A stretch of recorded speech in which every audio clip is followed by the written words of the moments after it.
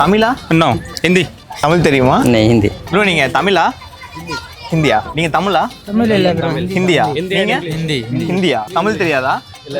Bro நீங்க தமிழா? தமிழ் नहीं मालूम भैया. தமிழ் ஹிந்தியா? நீங்க ஹிந்தியா? இங்க பாத்து என்னமோ ஒண்ணும் புரிய மாட்டேங்குது பேசுறது எதுவும்.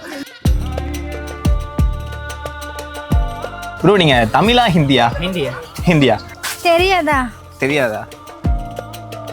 நம்ம மெரினா பீச்சில் தான் நின்றுட்டு இருக்கோம். இந்த இடத்த பார்க்கும்போது உண்மையுமே வந்து நம்ம சென்னையில் தான் இருக்கோமா, தமிழ்நாட்டில் தான் இருக்கோமா அப்படிங்கிற ஒரு கேள்வி வந்து எழும்புது. தமிழா நீங்க? நான் ஹிந்தி. ஹிந்தி. ப்ரோ தமிழா நீங்க? No, I don't know Tamil.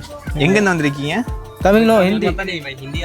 சும்மா நாங்கள் ஒரு 100 மீட்டர் நடந்து வந்திருப்போம். முன்னாடி இருந்து பார்க்கிங்லேருந்து நடந்து வரோம்.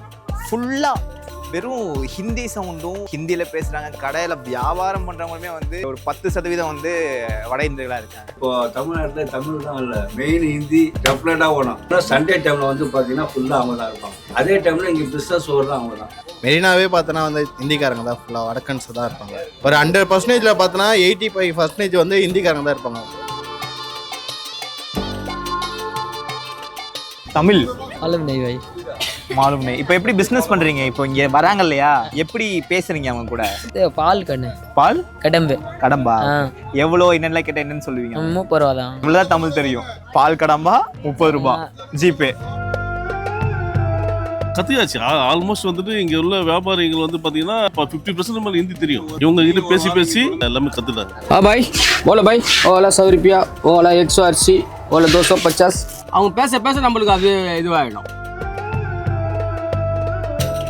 எப்போ மேலே ஜி வந்தாரோ எல்லா இடத்துலையும் ஜி வந்துட்டாங்க.